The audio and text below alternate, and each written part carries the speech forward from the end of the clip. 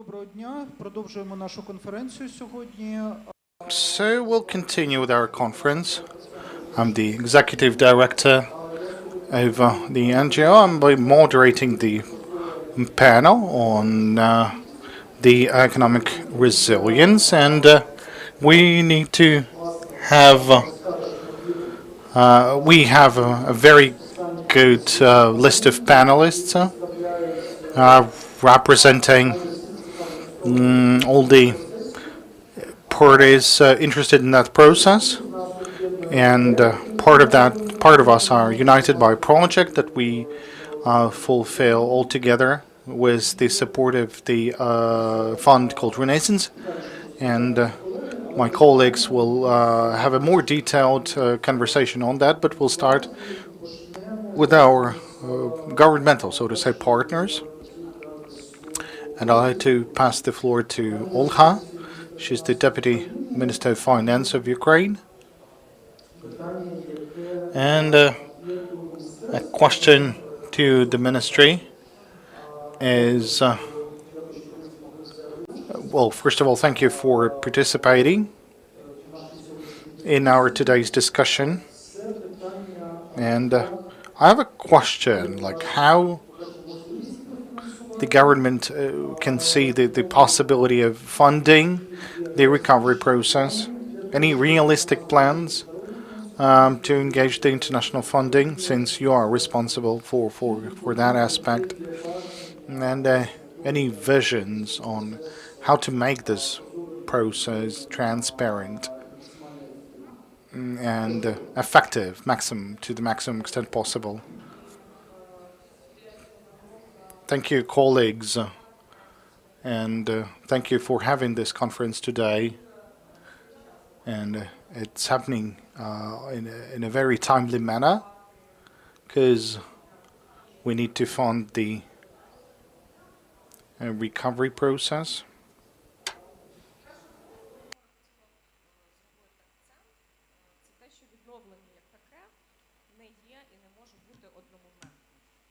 Well, the recovery cannot be instantaneous, and we ran some assessments. The Kyiv School of Economy ran the assessment, and then there is this report of the World Bank that was elaborated together with the stakeholders, including the government of Ukraine, and we can see that there are different types of damages, different scales of damages, and then the property is of a different ownership. So there is no magical date like today we'll have a recovery. No, we've already started this process, and we have to be clear in terms of understanding that the state won't be able to recover all that by itself, because in that case we want to come up with responsibility at all levels, at micro level, at other levels, and the role of the state is primarily in ensuring the stability of the financial system. That's first and foremost, and so that the private sector would have access to resources. And therefore we have to work, among others, on activating more resources through the banking system.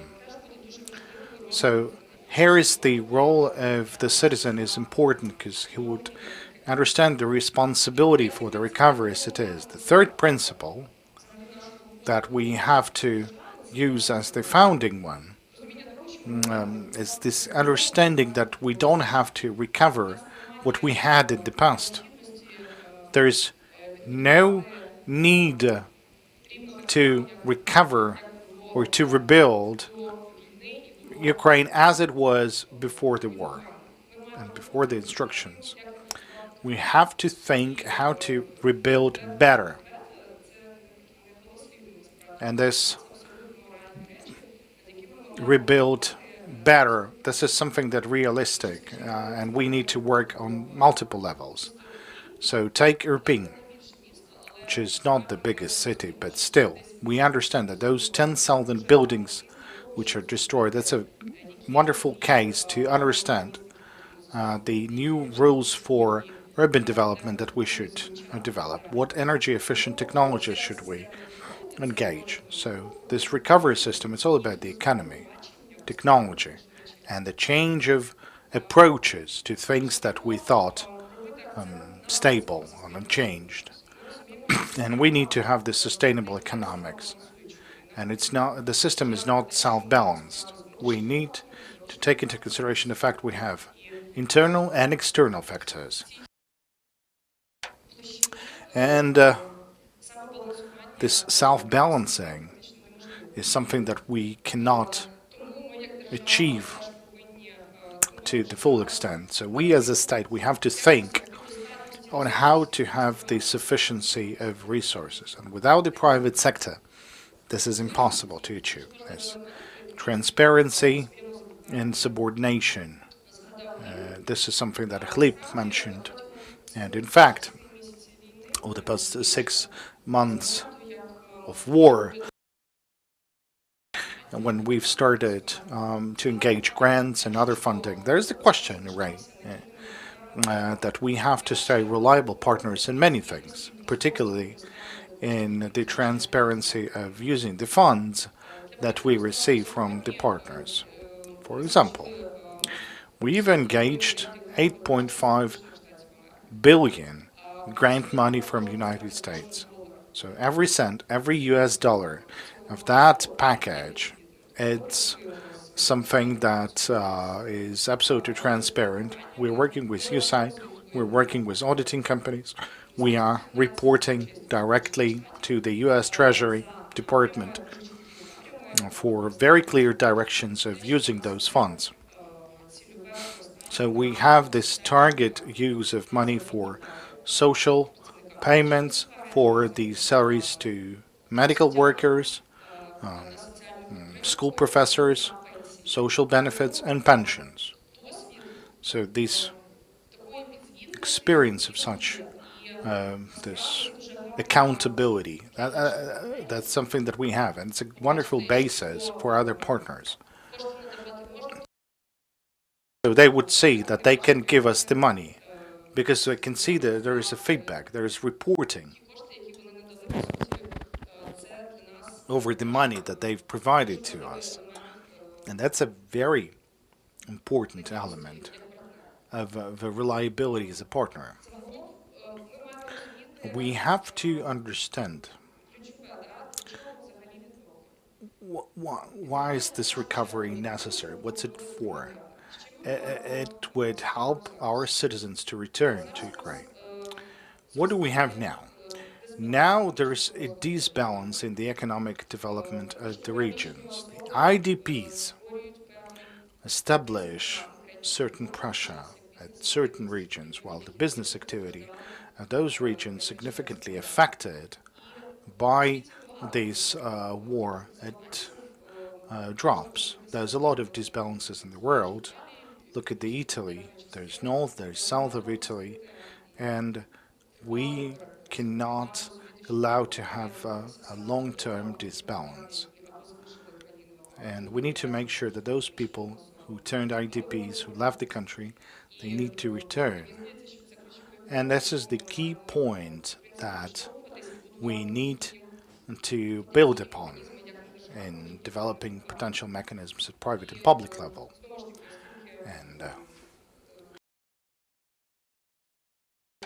And since I'm representing the Ministry of Finance and the government in this panel, we have to delineate very clearly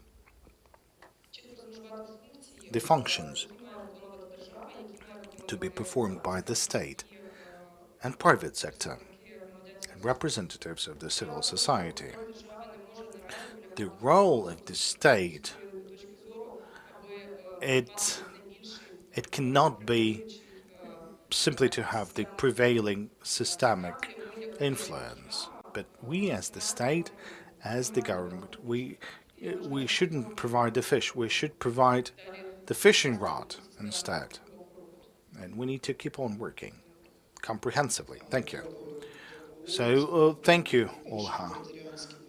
I think that was the best performance of the representative of the government from the representatives of the Ministry of Finance. So, thank you for your very interesting information. Now there's the other side of the government. We have Yaroslav Zhelezniak representing the Verkhovna Rada of Ukraine, the MP, the first deputy of the head of the Committee on Financial and Tax Policy. Yes, that's yeah, we have a long name of the committee. Well, we have invited you not because your committee deals with financial policy and tax. Nobody, no one is ever mentioning that your committee deals with the recovery as well. But you're engaged in a lot of issues of recovery, of economic recovery. So here's the question to you, as a person who understands that perfectly. Now, to what extent do you see this critical mass of understanding the responsibility for preserving the financial stability in the Verkhovna Rada? Because it's important that the role of the state would be to ensure the financial stability so that the private sector would come in play and start funding. And your political party, your committee, how do they see the role in the recovery? Well, I'm not going to say, looking at the photos at the discussion of the budget, there's a lot of people interested in the economy. But what I can say is different, and really, this is a compliment to all the political parties. If you've seen the government, the government has introduced a budget on the 14th of September, and there was not a single political party who would be populistic in their statements. He would be saying like, "Where's the pensions? Where's the salaries? Where's like anything?" This year, the statements of the MPs were completely different from it was before, and that's good.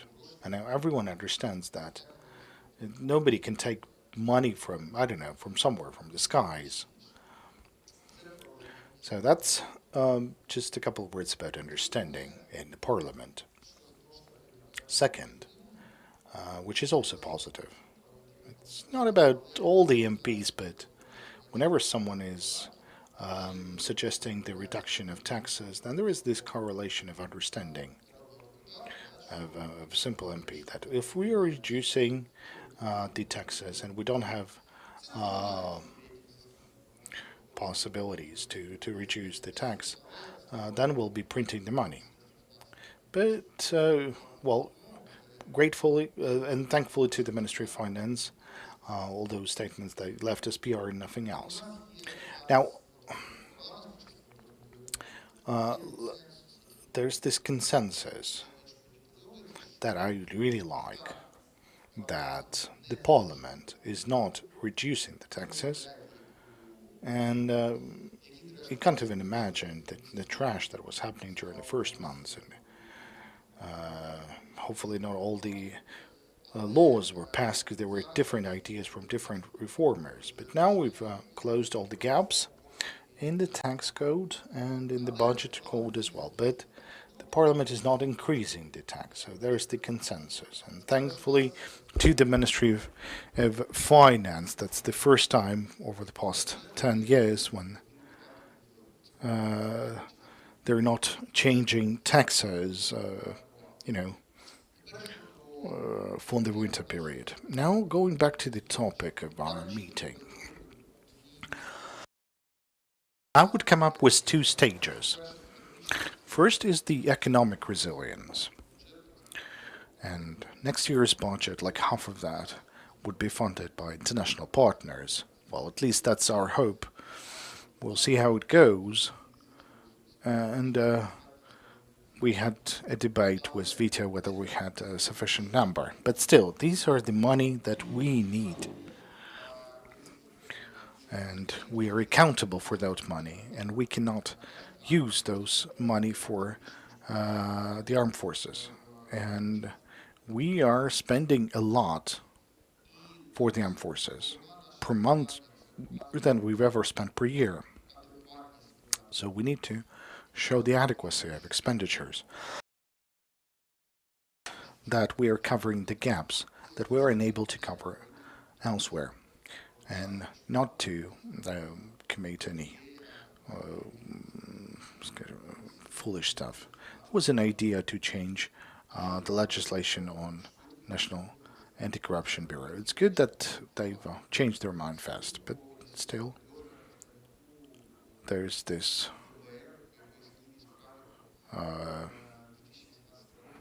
possible, you know, investigations against someone, this attempt to abolish the reforms in some areas, that also has an impact. And I will definitely block all the laws that would try to do something like that. Second is the recovery. Now, that's far more difficult. Now, who knows more details about what was happening in Pakistan and their catastrophe because of heavy rains and floods? Like, I don't know. Look, and 33 million people suffered, and a lot of houses were destroyed as the result of the flood. Look, we are not hearing about the Marshall Plan for Pakistan, the recovery, and things like that. But many institutions are treating us as the country not suffered not from the natural emergency, but from the war. And the mechanisms for recovery are all the same. So in order to have this assistance, and we had 103 billions, but whatever. We had over 100 billion US dollars. That's something we need to have an overperformance. Now, in the case of our candidacy with the EU, we need to push it. But unfortunately, this is where we are lagging behind at the current stage and in future. We don't have an understanding who's responsible for the recovery. And I'm telling you, as the person who contributed a lot to Luhana conference, and there's plan in Cabinet of Ministers, in Kirill Tymoshenko, and in the Office of the President. Now, what's the difference? And there's two plans inside the Office of the President. Well, in my understanding, the one plan is about the fund, the other plan is about something else. Look, the two, we are gathering ambassadors under Tymoshenko's plan, and we can't answer them a question about the transparent procurements, whether we need to have a special fund. Look, I'm not willing to say that one plan is better than the other, but there has to be a single plan. It's sort of crazy coming to the ambassadors telling different things and not being able to answer how they're going to be implemented. And I've seen some of the people who were with me in London, and for some reason, many international partners, they know the key players of the great construction. And we were told about them on closed meetings, and then they can see us on the photo, can see them on the photo. So they come up with questions, and there's grounds for those questions. And I think this is where we were lagging behind. It doesn't matter who's going to be chairing that fund, how it's going to operate, but it can't be our own bicycle. We can't but to push the international partners, because the Marshall Plan, it launched, but it was launched 3 or 4 years after the war. But as a person coming from Mariupol, we don't have that time. And we have to show the transparent approach. And unfortunately, we haven't come up with one. And there is no consensus within the political elites on that. Now, the final part that I think is something that we're lagging behind, that's the reconstruction here and now. I'm from Mariupol, really. And my sister lived there, and she managed to evacuate only 3 weeks after the start of those horrible events. Now, I've recently been in Mariupol center. This is where the mayors are located. They have some operational sort of, and they have found the international partners in the Mali, and they take, for example, the dormitory. They reconstruct that. They refurbish that. They buy furniture. We're not, spending national budget, but this is done by the international partners. So people would be living in the dormitory for 3 or 4 years. So it's all official. And then, when we'll, I don't know, reconstruct my native city, this dormitory with furnitures, hopefully in a good quality, will be returned to the university. Now, the universities, they don't need this dormitories because they are currently in a condition which is sort of unlivable. But this is something that we've stopped at the level of Ministry of Education. So when I tried 2 days ago to learn how this issue could be solved, and it appeared that the Minister of Education went to Montreal for some sort of conference. Now, that's about the quality of our bureaucracy. I don't want to give some specific last names, but I'm sure that there's many other issues in different sectors. And we can start, really, not maybe in the large scales, but it's all about the destinies of the people whom we can support. And unfortunately, in some cases, there's too much bureaucracies. We have institutions that work wonderful, like Ministry of Finance, the National Bank, border guards, to say the least. But I think we are lacking the leadership in that, because it's about the money which are given here and now, 500, 300 million, whatever. These are the money that we can use to start reconstructing of what was destroyed or damaged. Thank you. You've raised an important issue on this Center for Coordination and Recovery. And I have received the very same question in one of the embassies. I mean, just the question that you've raised. It looks as if you had those negotiators on Brexit on both hands. So we would need to have a negotiator at least on one side to fulfill this function. So it's an important matter. Not sure whether it was discussed on different panels. Look. I'm not going to give you any last names because we have an expert discussion. I don't want to turn it into political. But there is a question from an international partner. Why do you have different ministries and vice prime ministers coming and saying they are the most important or the senior in terms of recovery? And you keep saying that, well, we have a decentralization, things like that. So that's a problem, really.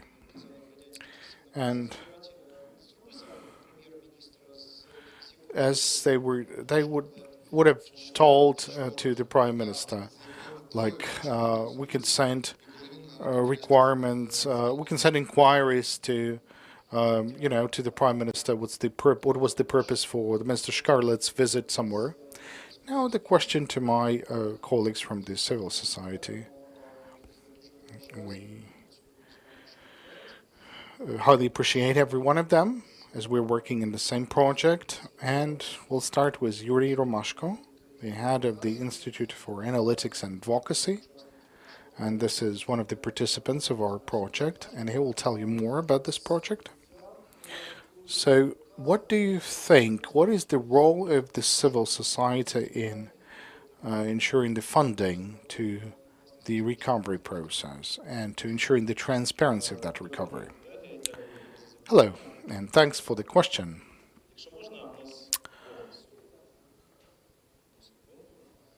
Just a second.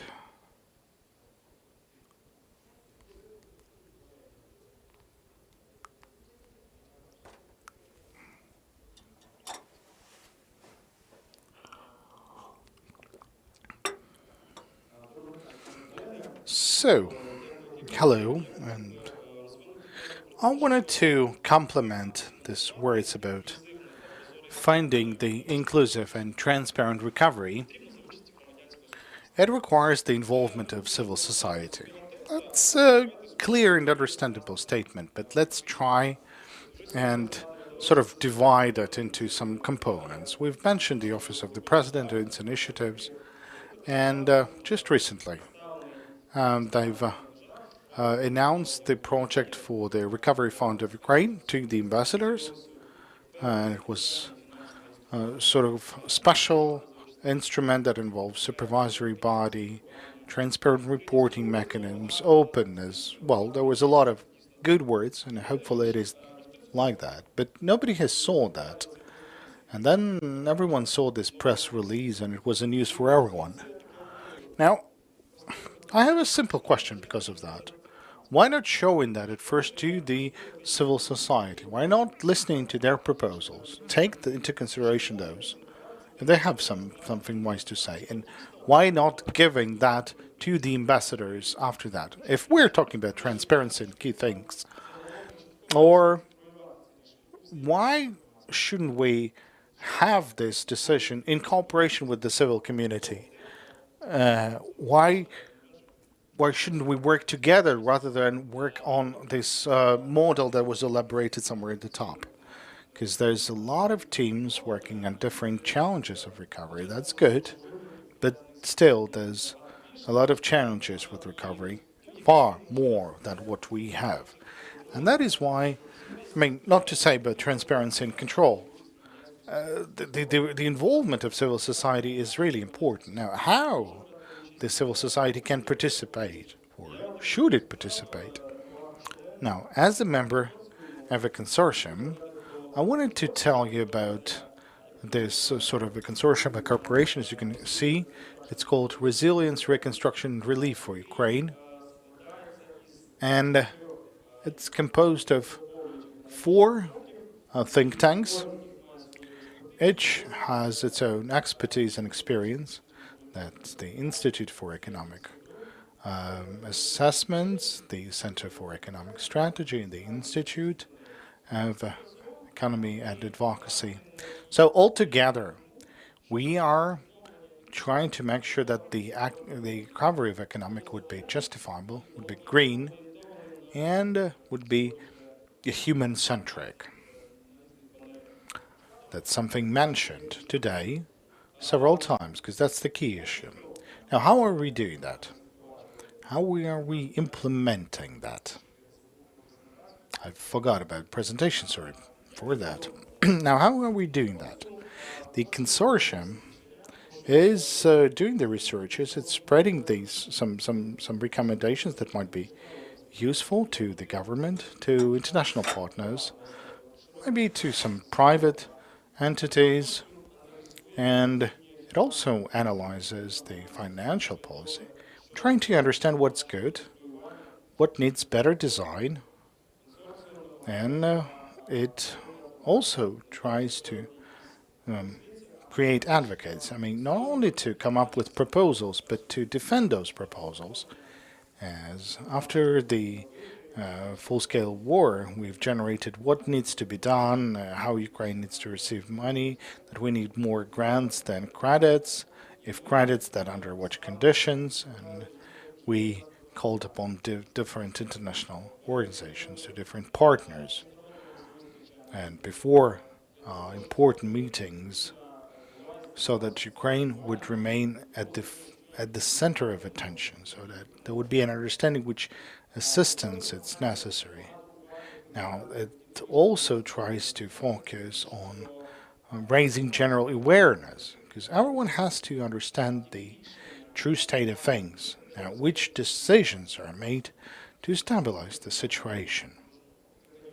Because Ministry of Finance is doing a whole lot of work now. And taking the opportunity, would like to invite you to the newsletter of Consortium, and it contains a lot of topical information which would help the expert audience and the citizens to understand the real state of things. And we're trying to identify the possibilities for private sector, understanding their important role in the recovery of the country. And I'll get back to that later on. So consortium is doing a lot of important things. Now the key question here, how do we provide the funding to the recovery?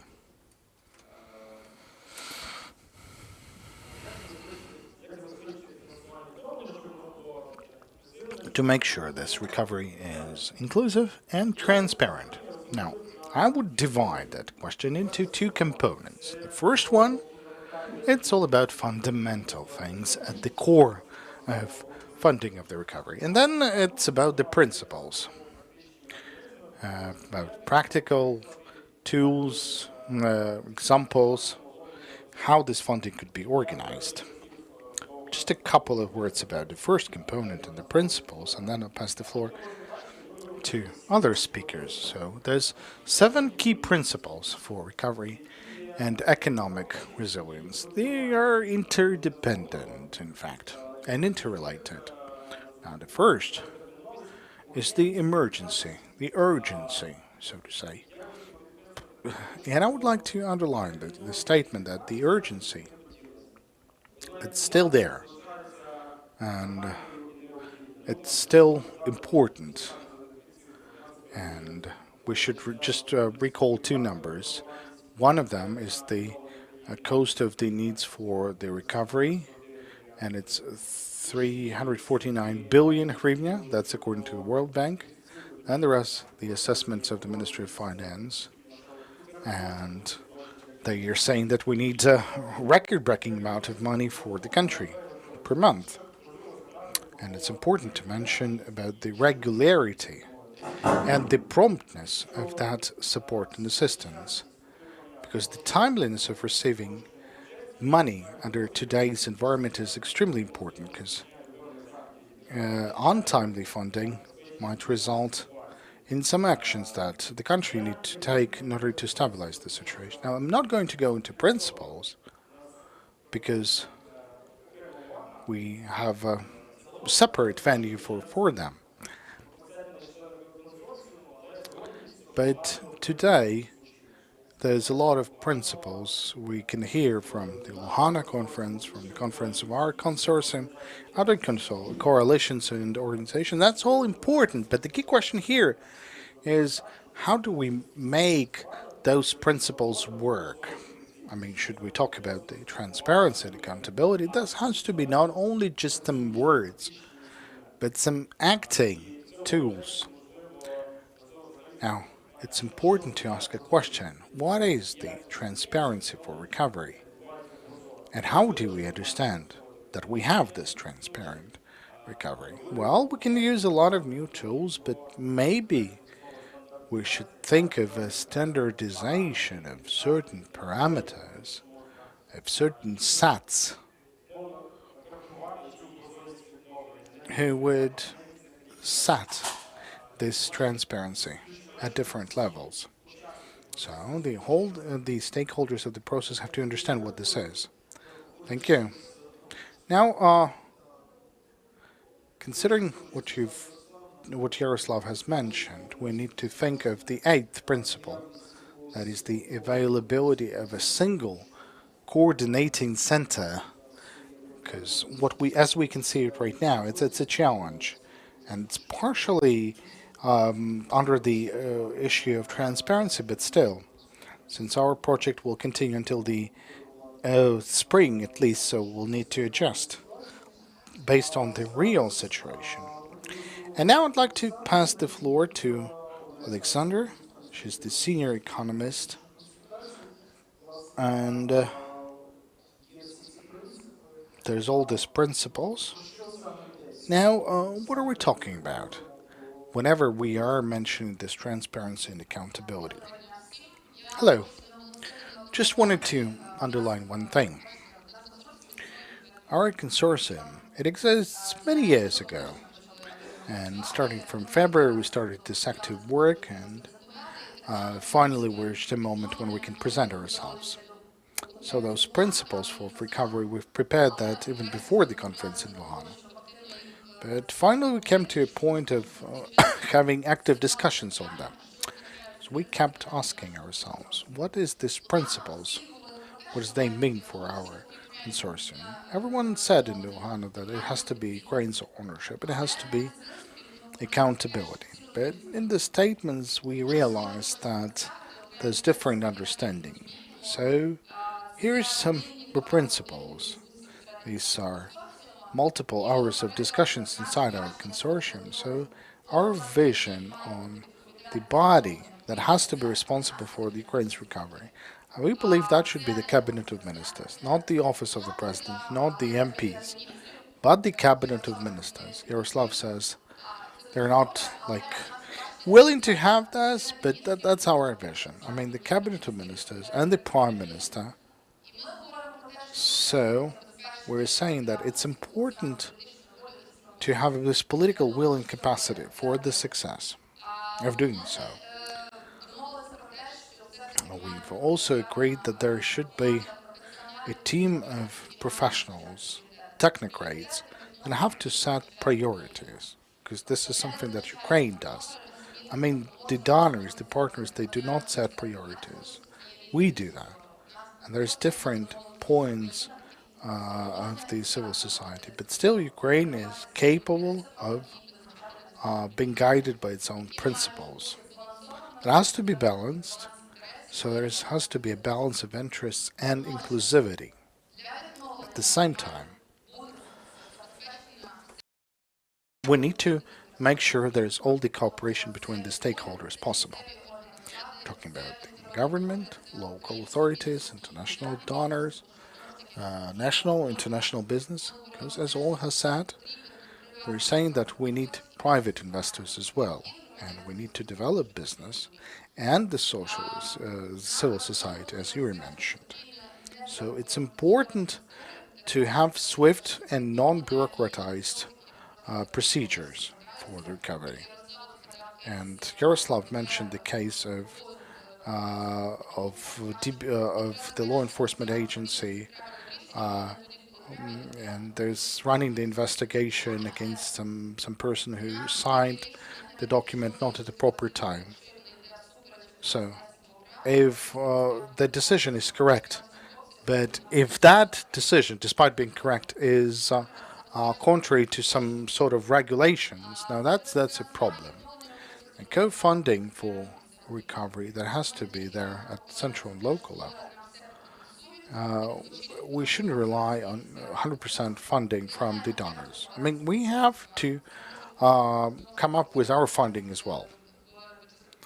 So, in this case, it's all about the taxpayers. So we as the taxpayers have to engage in the funding of Ukraine's recovery. Then training through action is important. So we're saying that we need to have a network platform for recovery where we would be sort of sharing the knowledge, sharing these developments on the recovery, sharing the positive cases. And our platform could be also around standardization so that we would comply with certain principles. If someone managed to launch a repair of dormitory and how it could be organized with the Ministry of Education, then this experience should be shared with others. Accountability. That's another principle that was mentioned in Luhano. We all talked about this. Now it's important that those financial systems won't be stolen, but would be used only as directed and effectively. What all have mentioned about the US funds, that every dollar is being verified by the auditors. And we're also saying that it's important there would be no accusations from the donors saying that we fail something and it's donors that are responsible for that. So the responsibility comes with accountability. There could be one separately from the other. Now, transparency, it's important because it brings trust. And we believe that there is a need to use the available tools for ensuring the transparency. We have this procurement system, Prozor, we have e-data, which is another open data. We have Prozora sales. Now, all of those systems, they bring transparency, and they're recognized by the donors. Everyone understands how it works. Everyone can see how the money are being spent. And there's the effective system of monitoring over the state support. It has to be there. There has to be clear rules. An anti-monopoly committee has to take control of that. Now, it's important to have a state governance reform, because the public service has to be effective and accountable. This is the reform that we've been discussing for many years, but unfortunately it's not yet implemented. Now, the recovery is all about the people and for the people. For those who left, for those who kept here, who stayed here, and for those for whom we want to establish normal life. Now, here's this reform of decentralization, which is closest to people, because the communities is the closest to people, in fact. And so, the communities have to be engaged in the recovery process, and we need to establish their capacities, administrative and financial one, because in some cases, organizationally, they cannot provide the cooperation with donors. They don't have experts in project management. They don't have experts speaking English in order to talk to donors. So in this case, we would need to have the support of international donors, or even Ukrainian, who would be able to fund some technical assistance to communities. So they would have this possibility. Now, the budget of participation, it's also one of the elements of engaging communities for recovery. So the citizens have to identify, considering the limited funding, if they want to rebuild some library or some classes in schools or some hospital. So through the budget of participation, the people get involved in, taking decisions on recovery. And then, one more thing. This formula that we have, it's transparency plus speed plus accountability gives trust. It's trust to business, to Ukrainian government, so the business would work here and not to escape somewhere to avoid taxation. The business will pay taxes if they know they're effectively used. And we're talking about the trust of the people to the state. We also talk about the fact that the Cabinet of Ministers is responsible for implementation, so that it would be a one focal point. Everyone knows that we are talking to donors, to international partners, to the Prime Minister, for example. But at the same time, we're saying that the role of the state has to be limited. The less the state is engaged, the easier it is. So it's important to have the standard procedures, but to elaborate them so that to have them fully understandable, it's important. And I wanted to say that it's important to have a coordination of donors' activity.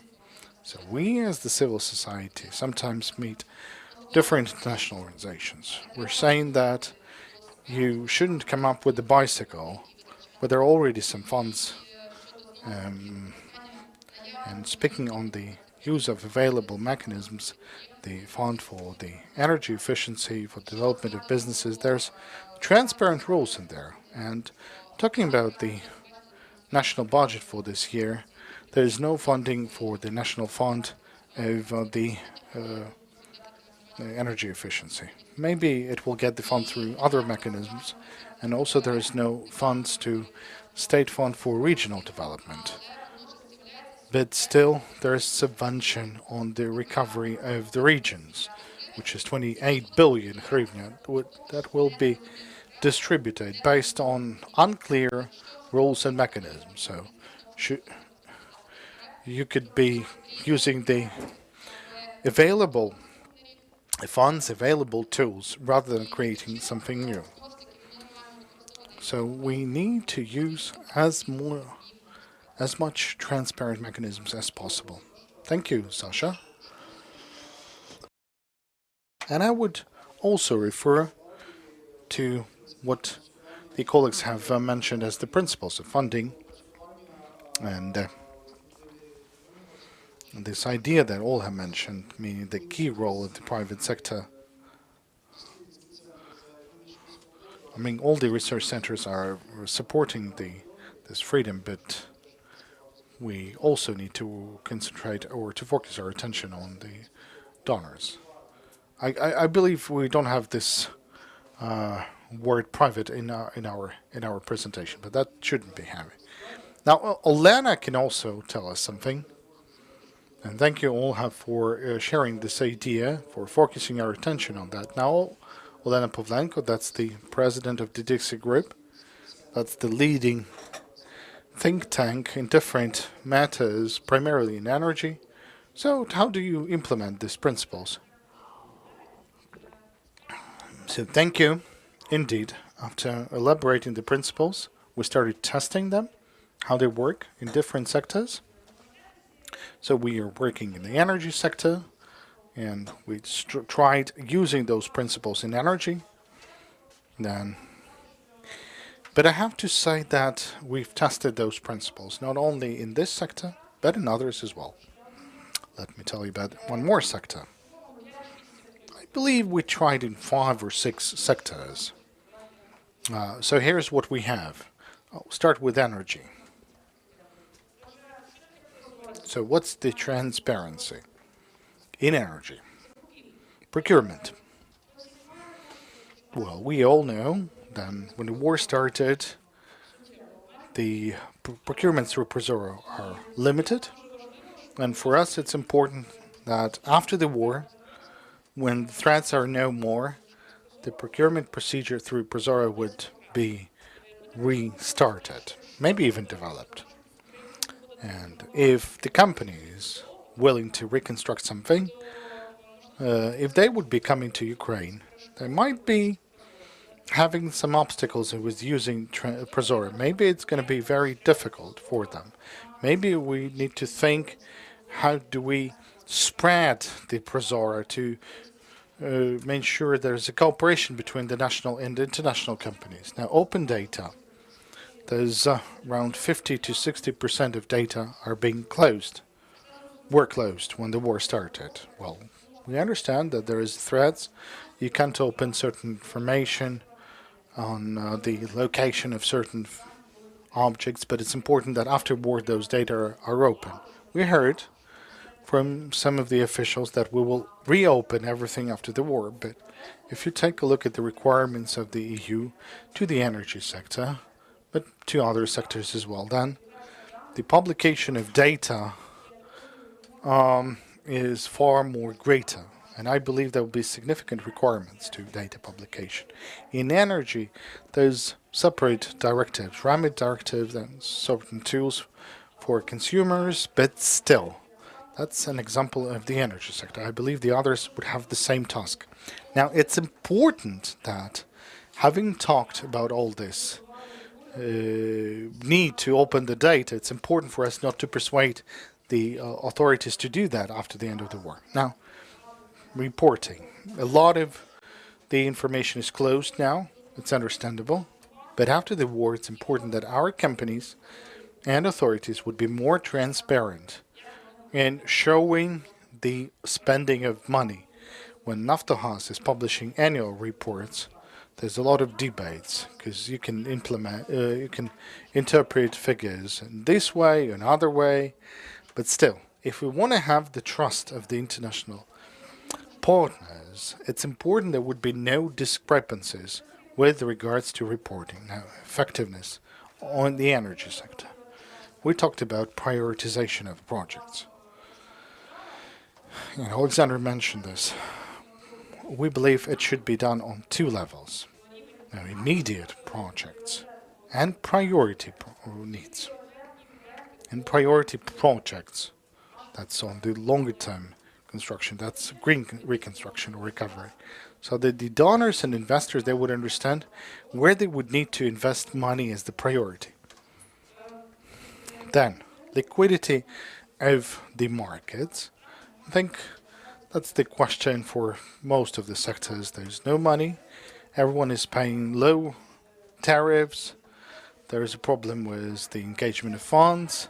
The renewable energy is also suffering. So it's important that foreign investors would be coming and we need to establish conditions for our markets to have more private dollars. Consumers in the energy sector. Now, what's the operating procedure in the EU? There's vulnerable consumers, they get support or assistance whenever they're paying higher rates. Now, we are paying the same rates. After the war, this policy has to change. We need to pay market rates and tariffs, but those who cannot do that, has to be a system for protecting them. But that system is not developed yet. The recipients, the donors, now who in the energy sector can become a recipient of support and who can be a donor? Well, evidently, there's the government, but we have to say that the cities and communities, they shouldn't be going to the cabinet of ministers all the time long to ask for money. So let's have a mechanism so that the city and the community would also have a direct mechanism for receiving support and assistance for recovery, because otherwise it will take decades for our communities to recover. Special funds in Ukraine or maybe abroad, because possibly some of the major donors, for some one of them, would be more convenient to run procurements and to provide Ukrainian companies with money, but not to pass the extremely difficult procedure in Ukraine. Sometimes our funds, our procedures are very complicated and very lengthy procedure, which makes the whole process of allocating money very difficult. In some cases, we had situation when the money were allocated. In that case, the procedure was very difficult, and we'll be using that. Then it would mean that we'll be recovering Ukraine for decades. The grants and beneficial loans, I'm not going to stop on that. Now, talking about mechanisms in the energy sector, there is a fund, and this fund is being governed by the energy community, and there's a Ministry of Energy dealing with that. So anyone interested in different funding mechanisms, look at this mechanism. It works. It is interesting. It's fast. So if we are willing to decentralize the funding over different sectors, then this fund can be considered. Now, about the energy efficiency fund, that's something I've mentioned. We need it, but it has to work faster. Now, recovery options for communities, that's something I told, and public-private partnership for recovery of infrastructure, that's something that I mentioned as well. Another case, or new technologies.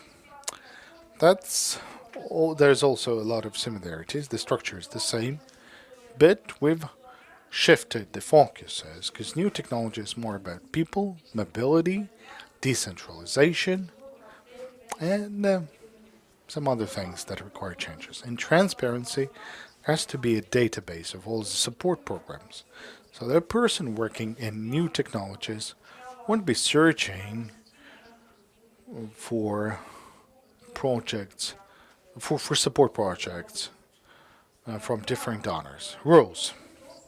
We're asking the donors and the government and other stakeholders to publicly announce the conditions so that everyone would be able to participate in competitions or in tenders for support at equal terms. Digitalization. That is something we are developing significantly, particularly in the area of new technologies, and it has to be used. Now, efficiency in the new technologies, prioritization of projects, but that's true for all the sectors. Using the synergy, the more projects on new technologies would be combined in certain projects of cooperation with universities or communities now, the more effective would be those projects. And we need to set KPIs for the implementation of those projects. Now, talking about the recipients, These are private companies. Evidently, there could be a lot of small startups that would be requiring and asking for support than private companies or in state companies. Now, but if we are giving state companies some money for the development in new technologies, we have to understand that these companies have to reform, particularly the state companies. I'm talking about the reform of the corporate governance, and Yaroslav mentioned about this as well, and national banks and special funds that could be dealing with the decentralization of those projects. It has to be very simple and fast mechanism. And of course, IOs. Now, speaking of donors, everything is pretty much similar as in energy. There's grants, there's beneficial loans, and things like that. The thing I'd like to add is this establishment of mechanisms for ensuring against the military and security risks. If I have a chance to have some sort of insurance and to get a chance of developing, because there are some IFIs strategies willing to support Ukrainian companies that were relocated abroad. I believe that's wrong, because we need to support those businesses primarily that stayed in Ukraine. Thank you. Well, the insurance is the cross-cutting for the energy, and so thank you very much for this presentation, for your work, and we'll conclude this panel with another speaker, Mr. Mozaichuk. He's the advisor to the head of the accounting chamber of Ukraine. So those principles mentioned by the colleagues, are they right or wrong?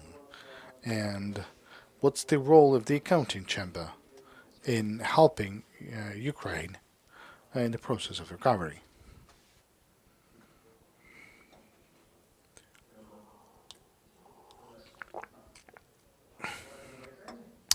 So, hello. I wanted to start with one thing, but I will answer your question, Klip. So, anything dealing with the transparency and effectiveness in open data and other things that are interrelate with common approaches, this is something that I will support, but of course now it's a bit difficult. Considering the military operations, some of the information has been closed, and there's a reason to do that. But after Ukraine will have a victory, of course all the data that were open before the war, then there has to be open after the war. There's no debate. If there are any restricted data, and there are reasons for that, well then there has to be restricted.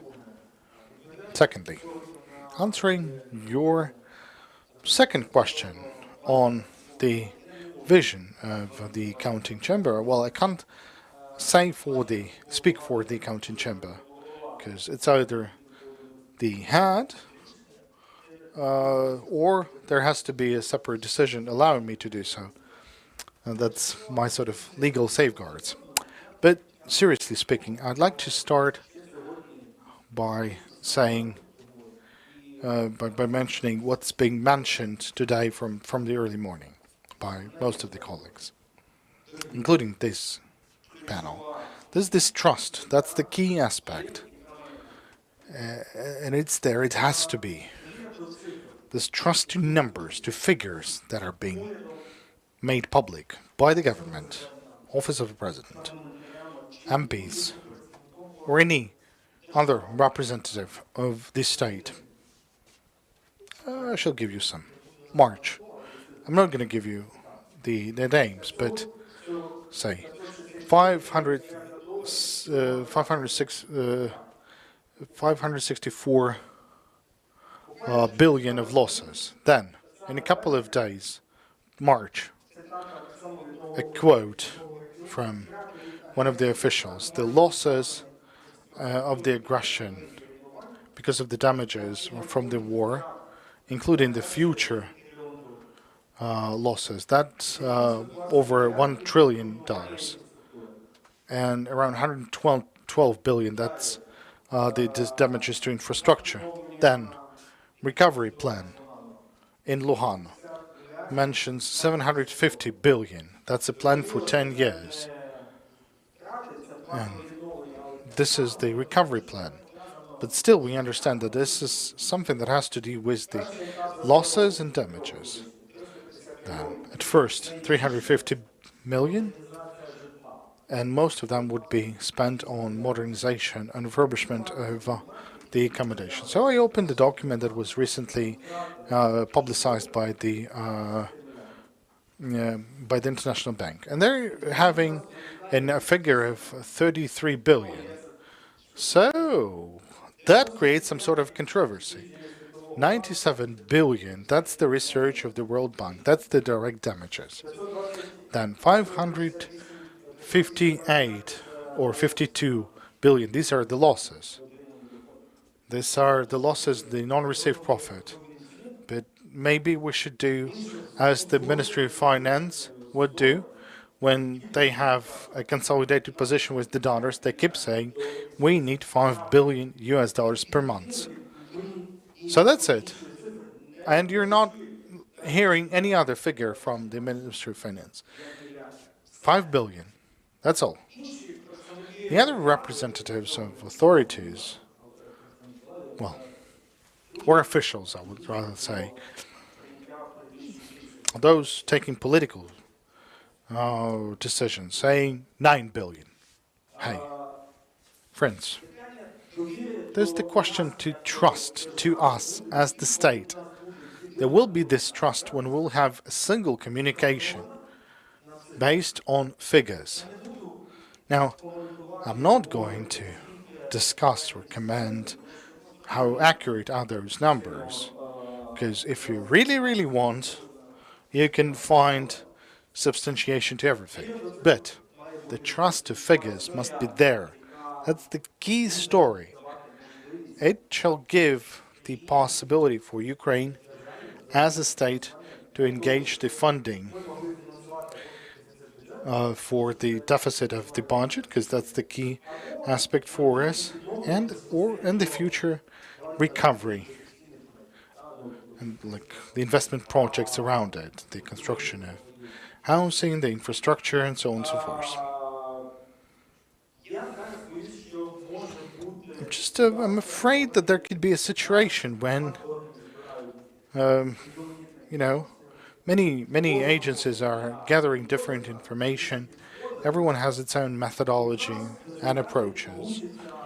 And in the very end, we'll get a very simple principle. Trash in, trash out.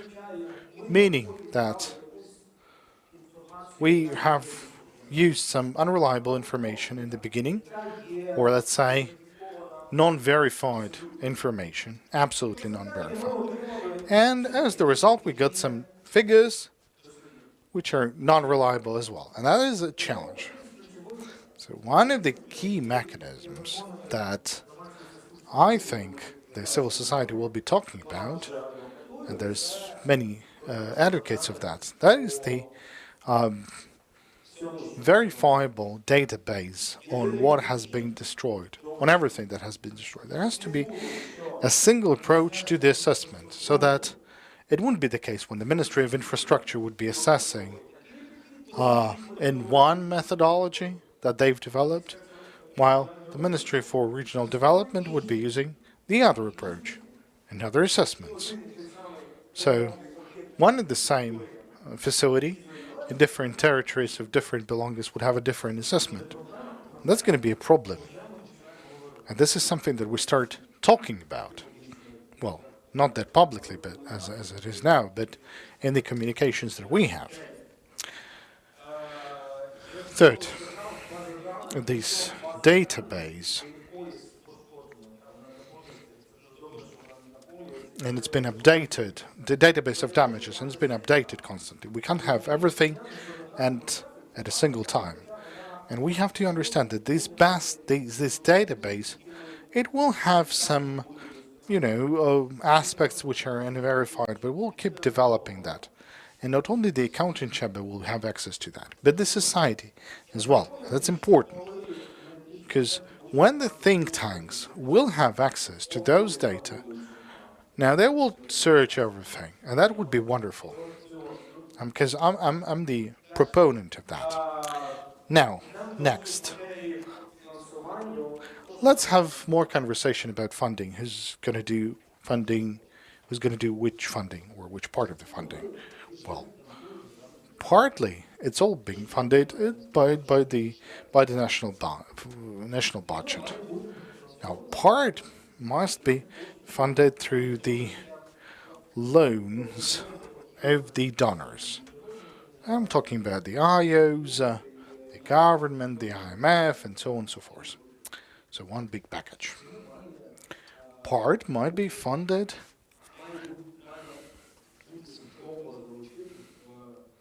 or at least it could be funded through grants. And the Ministry of Finance, the team of Ministry of Finance, that's something that requires all of our thanks, because they've managed to attract a lot of grants. That was very difficult. And this is something we need to speak, because without that assistance, we would have troubles. Big troubles. Now, part of that has to be funded by the private sector, by the business. That's normal. That's correct. But there's the risk that some of our colleagues partly mentioned. We'll have chaos. Everyone is funding everything. There is overlapping. There is no single system. And in order to prevent this from happening, I believe there has to be an institution which will not only monitor and engage the funding, but which will monitor the use of the funds. Maybe it will distribute something. I mean, I could share some hypotheses here, but I'm confident there has to be an institution with detailed instructions of who funds what. It doesn't matter whether it's Government of Canada funding the state budget or the Ontario province is funding, I don't know, something else. That institution has to know everything. And whenever someone needs an information, he would go to that institution. Now, I really don't, I'm not sure whether it has to be a Ministry of Finance, because that's a lot of work. But I'm confident that not only the accounting chamber has to have access to that information, but the society as well. There's social organizations, this expert environment, so that it would be easier for them to work in areas where they work. Now, there's one more difficulty. There's private ownership, public ownership, state ownership that was destroyed. There's state enterprises that were destroyed. So who has to fund what? There has to be a single policy. I don't know. Maybe there has to be, maybe there is not. But that's a separate, difficult discussion. But let's say I see there is a challenge. Single rules of the game, transparency. It has to be clear that if I am the head of some region in some country, if I want to support, I don't know, I had a colleague from Paris recently, and so the mayor of Paris, for example, would like to support the construction of a hospital in Bucha. He can do that. Now, everyone has to understand how this is going to happen. There's a single approach needed. So it has to be a proactive position of the Ministry of Finance. I mean, they have to set the guidelines and the mechanisms so that everything would be clear. And then the government would be able to say, okay, you want to do that? Here's your mechanism. You want to do something other? Okay, here's your mechanism for that. Then, even more important thing is the following. That's the prioritization. Now, what to fund first? Which spheres? Which projects? That's a challenging question. And you need to search for an answer to that. Maybe it's going to be case by case, maybe it's going to be sector by sector. But couple of words about us. Just some more of the things we've done. When the war started, we've called upon the 23 accounting chambers in the world, and they have they had some military conflicts in their history, and we've asked them whether they've done the assessment of damages, the audits of damages. So we got this information, we processed that, and we understand who did what. And then, together with the EC Commission, we are developing internal guidelines, a methodology. How do we assess the approaches and future audits on recovery? Now, then we have an active debate with the Accounting Chamber of UK National Audit Office. We're exchanging experience, sharing experience on future audits. So that's something that the Accounting Chamber can do. A couple of days ago, we had a wonderful meeting with the Center of Excellence in Gao. That's a US Accounting Chamber. They've contacted us, asking anything we can help you with.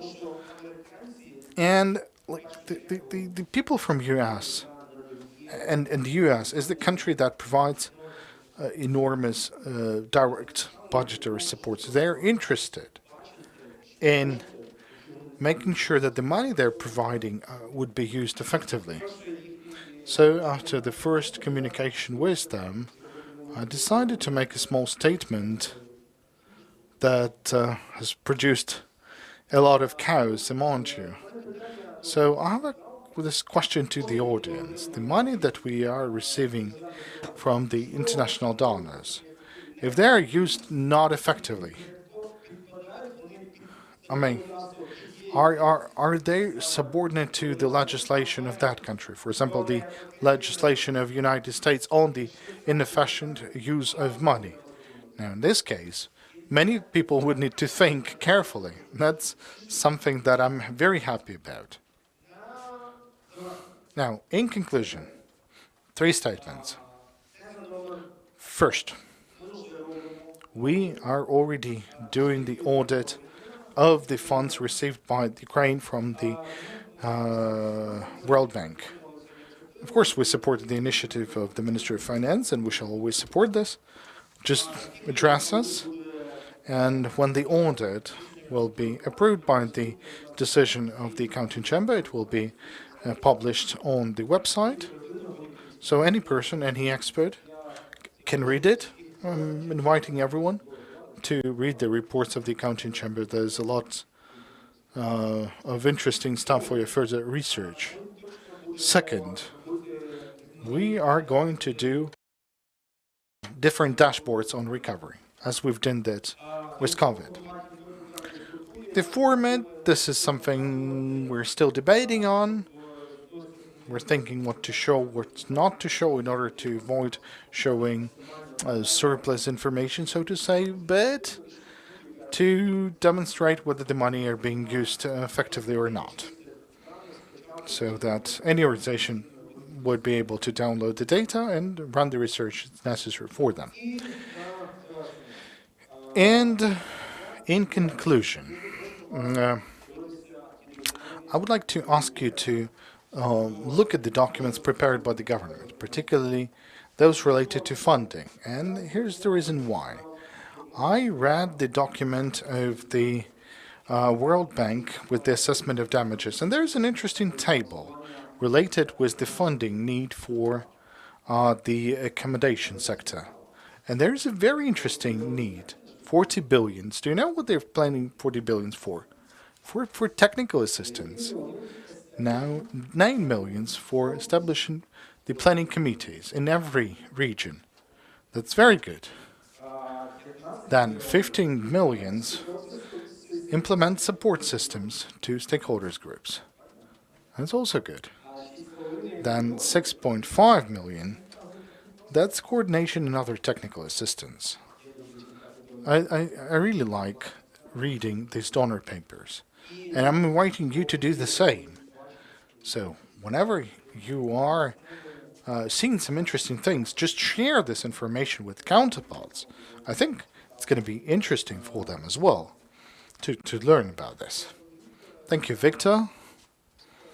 And in fact, anything related to the damages assessment, we are working together with the KYIV School of Economy, KYIV School of Economy, and in fact, there's a lot of coordination in there, particularly after the issue of this report of the World Bank. There's this assessments at the level of ministries. There's some coordination. We had in the beginning we had troubles with the coordination, but later on it's coming better and better. So if you'll be interested, you can talk to our colleagues. I believe the MP Zheleznak has something to say. Well, I was witness to this group that has prepared this report on damages before the Luhana conference. So it was fairly strange because we had the State Property Fund, the environmental experts, the Ministry for Regional Development, the Deputy Head of the Office of the President on Regional Policy, and the Ministry of Infrastructure. Now, all of them were calculating damages. Now, definitely, there's the competition between one another.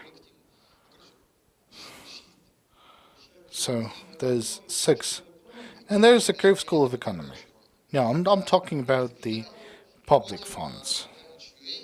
And then there was Damage UA and World Bank and others. They've tried to standardize this. And they're saying that if the tank crossed the road, it doesn't mean that you should count that as the budget. Because I guess the ministry counted that because they love build roads. And I would respond to Sasha's words. As an MP, I support the idea that it has to be a government. We have this wonderful idea of establishing the recovery agency. Well, the adequate people at power are asking why, to coordinate, as it was during Euro 2012. Look, Euro 2012, it wasn't about coordination. It was about some money to be managed. So, there's a lot of things related to recovery. And they are masking the fundamental problems that we had. I'm not talking about the rule of law and things, something like that, but this is something that has to be done by the government. And you can hear the argument that Shmyhal is unable. Then the problem is not about having no institutions, but maybe there's something else. So we need to be as much effective as possible. And in the West, they're working peer-to-peer. Central bank was national bank, government to government. And I believe that when we'll recognize this, we'll have a facilitation in the issue of recovery. We'll have much easier situation with grants, with investments. Because unfortunately, we still try to invent our own bicycle, which doesn't really look progressive enough. So thank you. We have first question and the second one, which is going to be the last one. First question, please, Vitaly Salek, the volunteer initiative. We are working locally in Irpin and Bucha and Kharkiv region directly. With the recovery of buildings, we cooperate with local authorities. And what we see in one district, or in Irpin and Bucha, these are two neighboring cities, but two different tables with damaged buildings with different structure of data. Now, those tables were made real fast at the request of the Office of the President and then at the request of other public agencies. Then they have irrelevant data because due to the lack of the experts in appraisal, in some cases the building that could be still repaired, there are saying that the building is in fact damaged beyond repair. And then nobody is registering the repair processes of the building. So in database it said that it's been damaged, but in reality that already there's windows being installed. Now there's a risk of double funding. How do we avoid this? We talk to different volunteer initiatives and charitable funds dealing with the recovery. We share the experience. That's to say that the civil society can control the process of recovery, because the anti-corruption headquarters has already engaged in the process. But maybe it has to be the function, like a central governmental function, so that these tables would be the same.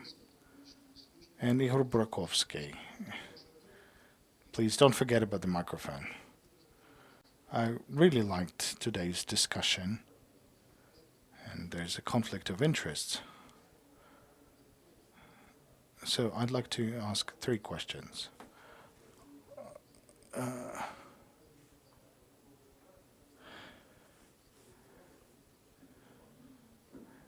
So I have a first question. Can we read the results of the large construction project?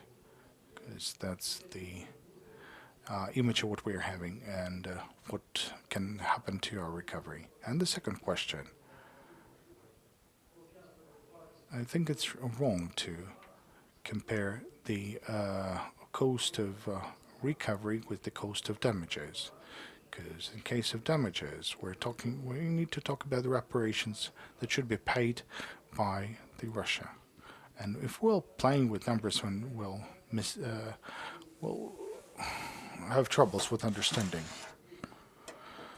And the third question, do we still have this strange idea when we calculate the damages as the result from aggression, when we count the lost income and the lost possibilities?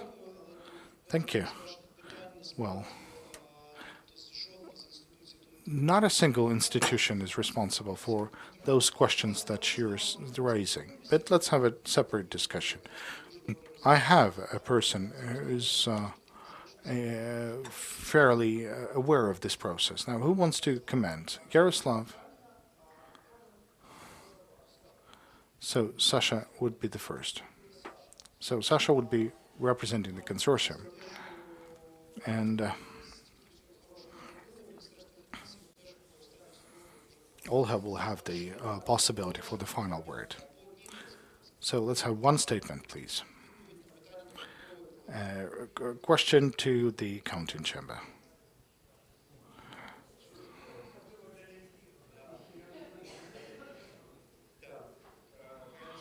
Okay, so the final statement. The great construction, well, the big construction, that's the overall name. And the accounting chamber ran the audit in road sphere as well. They're published, they're not confidential, and they're published on the website of the accounting chamber.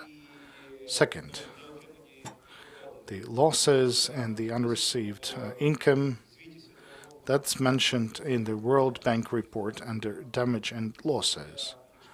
So, speaking of reparations, this is something that we need to take the largest number. That's my point of view. Sasha, you pass to Yaroslav, and then to Olha. Well, speaking on the platform for Learn by Doing platform, we need to share the information. And there has to be standardized procedures on how do you get the investment and how do you recover.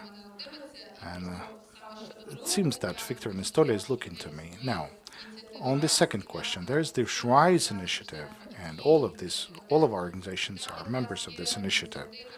And there is the initiative, together with the Ministry of Infrastructure, to produce a recovery platform that will have all the projects requiring the recovery, and then together with the funding. So, if someone would be receiving funding from a donor, then it would be registered. So, there is something at a level of idea. But now we need to implement this. But in my understanding, there is the support in the government to this initiative. It's all about the transparency and effectiveness. Now, speaking on the funding, you talked about ideas. And every country is rebuilding certain region. And then there is idea of the common basket. And these ideas directly contradict to one another. Let's imagine Denmark is not willing to spend a lot of money. Now, what's better for them?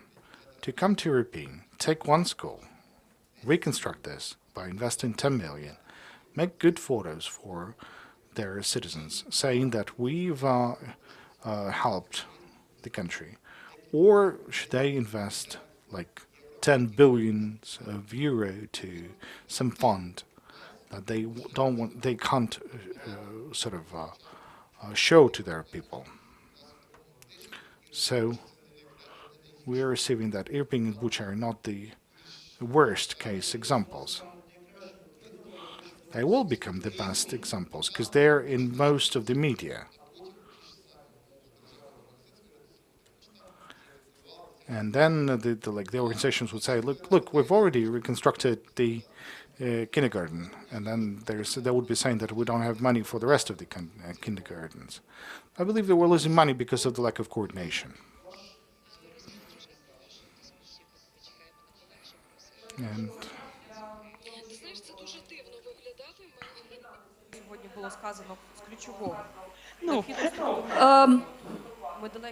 Ти знаєш, в нас насправді, мені видається, дуже... In fact, Alexander Matvichuk said a few interesting things that the change of culture is important for.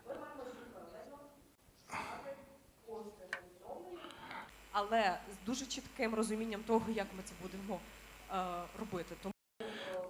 And therefore, in this case, the transparency and accountability are as a foundation, but we need to come crystal clear with regards to the structure, who's doing what. There were questions about reparation, but with the foreign governments, this is something we include this issue in negotiations. But that's a difficult issue that has to do with a lot of legislation. Canada was the first country that has made a powerful step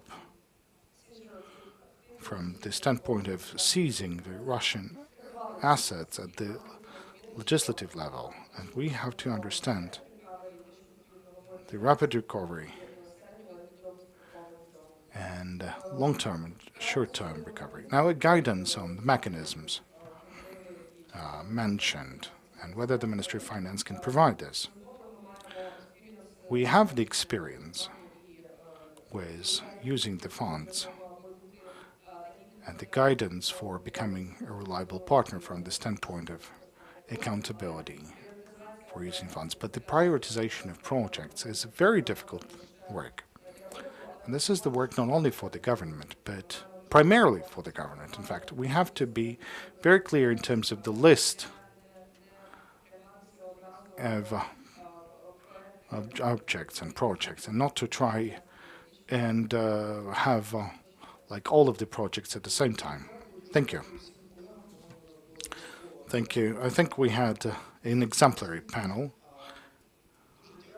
And now I guess we'll switch to the general. Будемо бачити, що суд відбувається, і є люди, які... Now, this is the part of another panel which is currently on air. окупантів, чи стосується це, власне, кримінальних злочинців, які зловживають корупційно, які чинять насильство, які чинять тортури, які вбивають громадянських активісток і активістів, які втручаються в активні і здорові суспільні процеси. Це теж один з таких важливих висновків. Тобто люди мають бачити, що система правосуддя не оминає покарання, що покарання є невідворотнім, це дуже важливо і під час війни, і, звичайно, під час відновлення це важливо.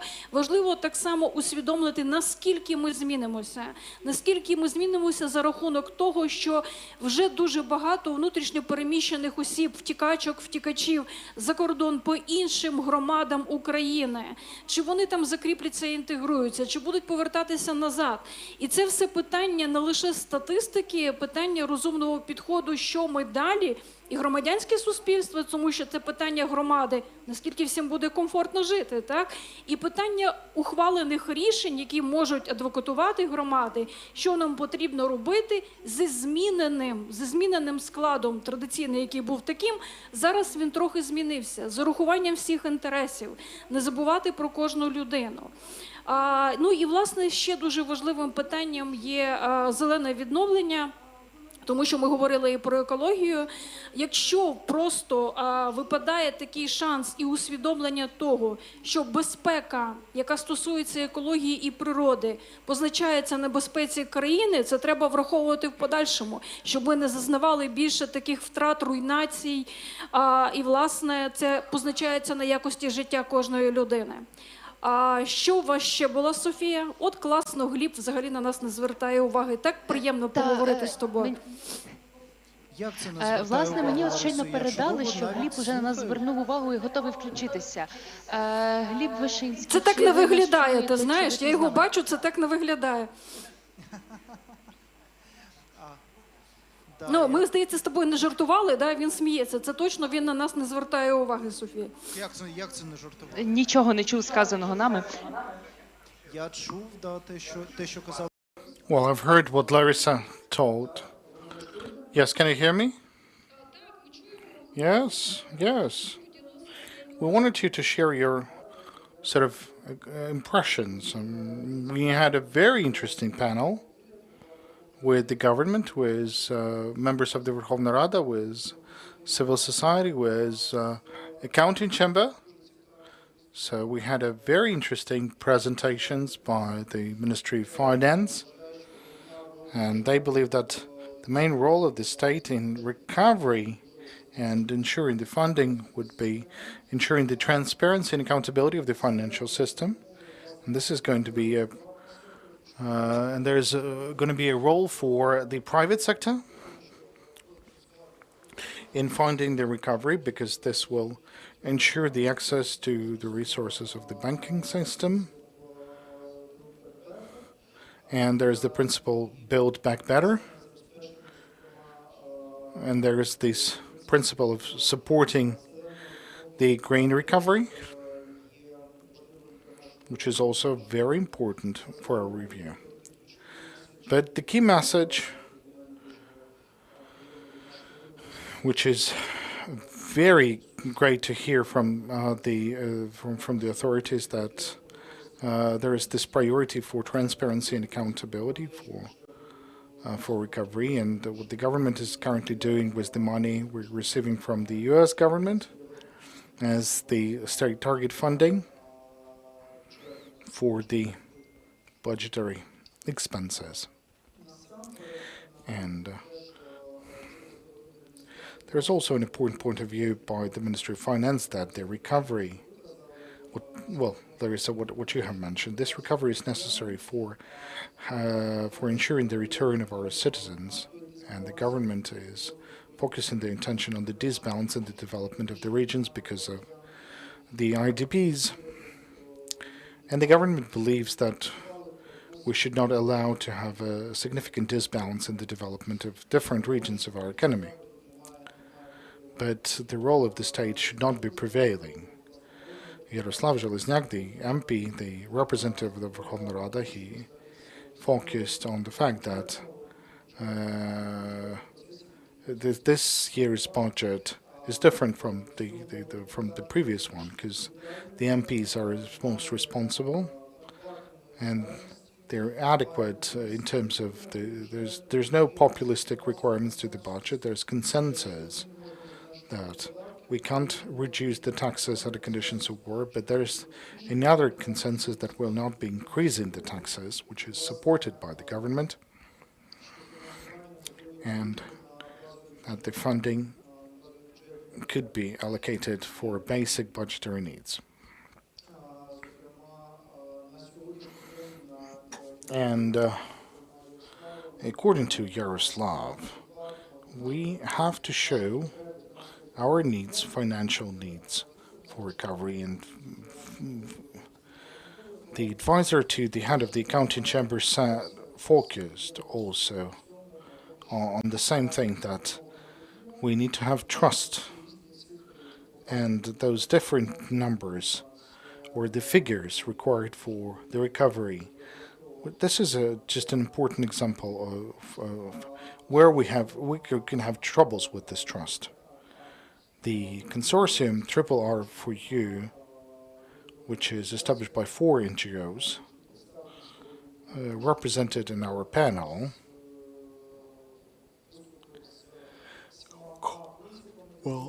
offered 7 principles for recovery. They've showed them and explained them in a detailed manner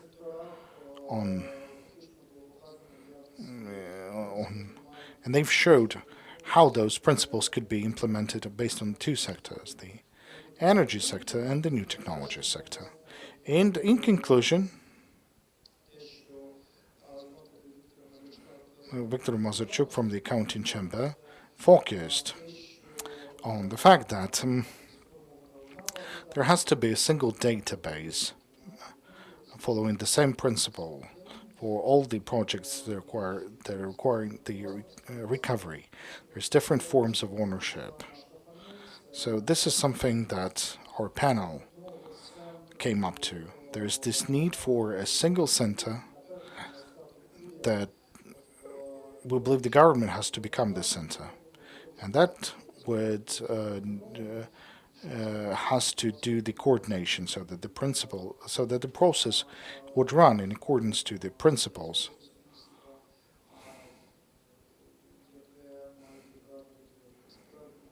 And the civil society has to play the role of an expert. Well, thank you, Gleb. We decided that our role as the civil society has to be a role of partners, and it has a larger spectrum of rights and responsibilities. But there is another interesting point of view with regards to the state, whether the state is going to use a unitary approach, meaning they would start with something that is easier to recover, and that is all about people, because we're talking about people and not about the real estate or immovable property. Or we may be using different approach, that is to analyze the condition of a single person, every single wound, every single vulnerable person, and to try to save as much people as possible and to restore as much people as possible. That's an interesting point for further consideration, because the approach to recovery, what can be recovered fast, it's very pragmatic, but it's not about the strategy and perspective. So when all of us, we need to think which approach should we come up with. So Sofia, what else did you have?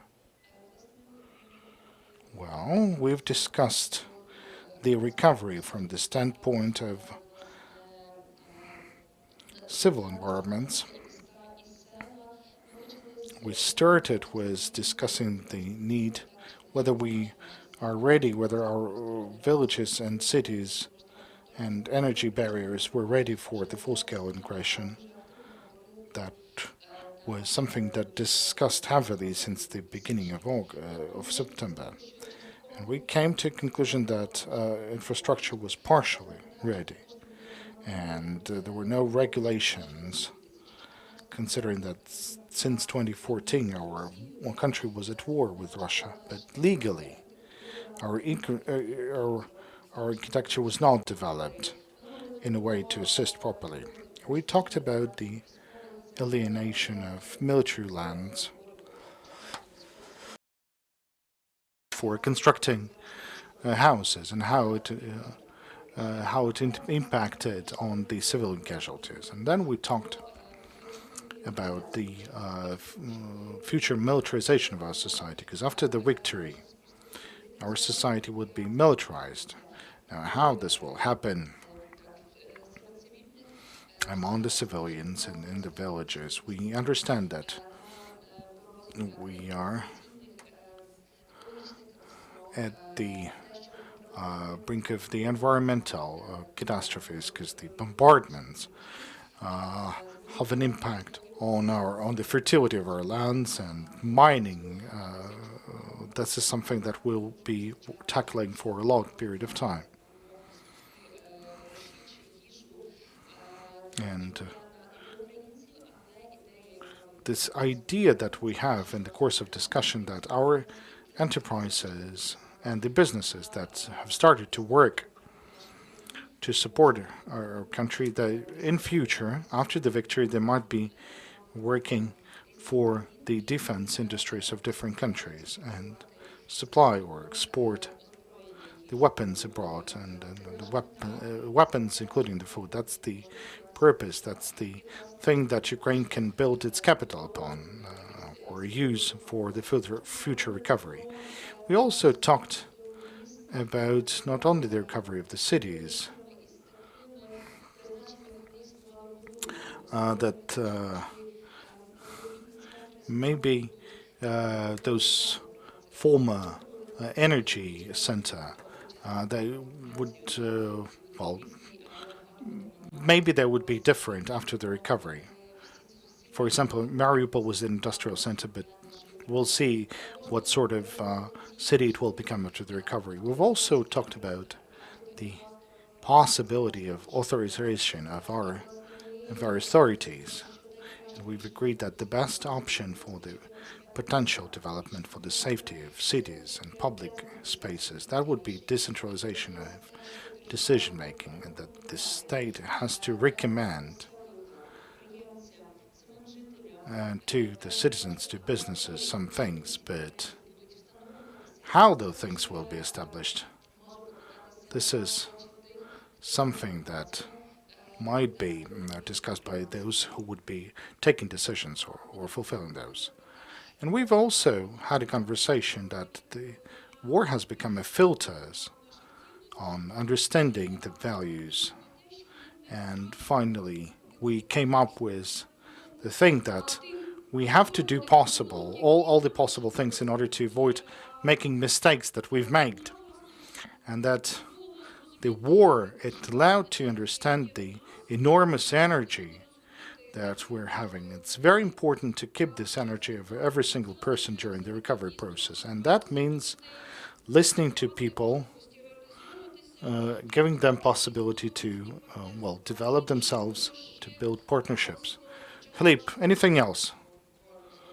Well, just recently we've shared Говорили і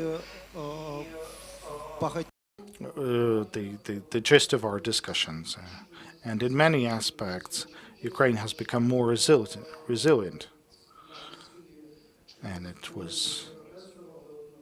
not only in the ability to deter the aggressor, but some might expect that our energy system would not be ready, but in fact, we have not only managed to defend it, and we're intending to do that, to continue doing that, but still, on the night of the aggression, the energy system was turned into the automatic system, and then it was connected to the European grid, and that showed that at a technical level and at a level of knowledges and skills, Ukrainians are far more developed than we think of ourselves. Sofia? We'll share the thoughts of our colleagues who are asking us to finish because our time is over. Well, back in Kyiv, we got used to,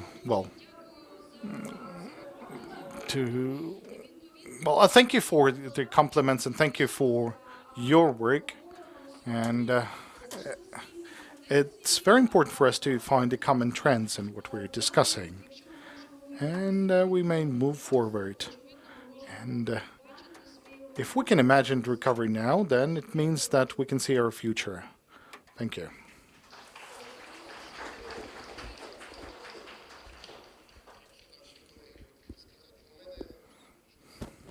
I have the final remarks for today. Dear colleagues, first of all, I'd like to express words of gratitude to the panelists and participants for this very interesting discussion. And I want to say that I'm very grateful with, and I'm very happy with the content that we have on a variety of topics, but all of them are related about the future of Ukraine and how we are able to achieve it. So it's my pleasure to invite you for a small informal part, like a networking dinner, something like that. So it's already been prepared for us. And once again, I'd like to remind you that tomorrow we'll have just as fruitful day, and I'm looking forward to have a wonderful content. Thank you. So at this point, the working part of our conference is concluded. Thank you.